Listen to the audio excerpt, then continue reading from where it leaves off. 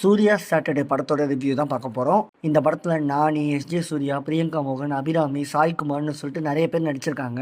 இந்த படத்தோட கதைன்னு பார்த்தீங்கன்னா, ஹீரோக்கு சின்ன வயசுலேருந்து பயங்கரமாக கோவம் வரும். இவரை நல்வழிப்படுத்தணும்னு சொல்லிட்டு அவங்க அம்மா வந்து வாரத்தில் ஒரு நாள் மட்டும் உன் கோவத்துக்காக ஒதுக்கோ, மற்ற நாள்னு நீ சாந்தமாக தான் இருக்கணும்னு சொல்லிட்டு சத்தியம் வாங்கிடுவாங்க. சத்தியம் வாங்கின கொஞ்ச நாள்லேயே அவங்க அம்மா இறந்தும் போயிடுறாங்க. ஸோ ஹீரோ அவங்க அம்மா இறந்த நாளான சாட்டர்டேவை சூஸ் பண்ணி அன்னைக்கு மட்டும் கோவத்தை காட்டிட்டு மற்ற நாள்லாம் சாந்த சுரபியாக தான் இருப்பார். அதாவது மற்ற நாள்லாம் நீங்கள் அவரை சாட்டையை கொண்டு அடித்தாலும் சரி, சாணியில் போட்டு முக்கினாலும் சரி, அவர் வந்து அமைதியா சிரிச்சுக்கிட்டே போயிடுவாரு. ஆனா அன்னைக்கு நைட்டே வீட்டுக்கு போயிட்டு யாரு என்ன பண்ணாங்கன்னு சொல்லி அவர் நோட் பண்ணி வச்சுக்குவாரு. சனிக்கிழமை அன்னைக்கு அந்த டைரியை புரட்டி பார்த்து அவர்கிட்ட பிரச்சனை பண்ணாலையும் போய் புரட்டி எடுத்துட்டு தான் வருவாரு. இப்படி போயிட்டு இருக்கும்போது ஹீரோவோட லைஃப்ல ஹீரோயின் வராங்க.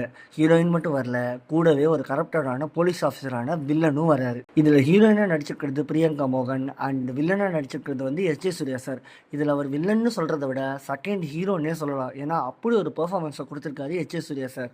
எஸ்ஜே சூர்யா சாரோட கேரக்டர் எப்படி இருக்கும்னா, அவர்கிட்ட யார் என்ன பிரச்சனை பண்ணாலும், அவருக்கு எவ்வளோ கோவம் வந்தாலும் அவரோட ஜூரிஸ்டிக்ஷன்ல ஒரு ஏரியா இருக்கும்.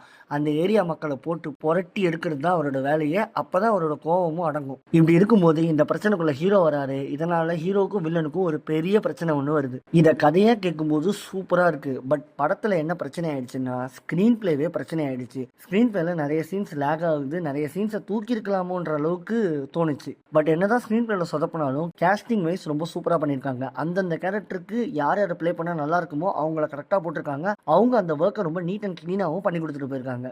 எனக்கு படம் பார்க்கும்போது ஒரு விஷயம் ஃபீல் ஆச்சு. ஒரு பக்கம் நானி சார், இன்னொரு பக்கம் எஸ்ஜே சூர்யா சார், ரெண்டு பேருமே போட்டி போட்டுக்கிட்டே நீ நல்லா பர்ஃபார்ம் பண்றியா, நான் நல்லா பர்ஃபார்ம் பண்றேன்ற மாதிரி நடிச்சிருக்காங்க.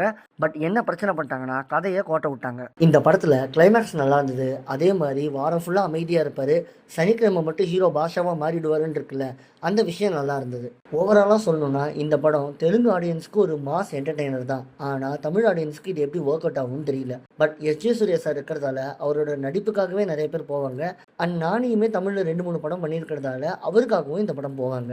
இந்த வீடியோ உங்களுக்கு பிடிச்சிருந்தா லைக் பண்ணுங்க, ஷேர் பண்ணுங்க அண்ட் மறக்காம விஜய் ரிவ்யூஸ் சேனலுக்கு சப்ஸ்கிரைப் பண்ணுங்க.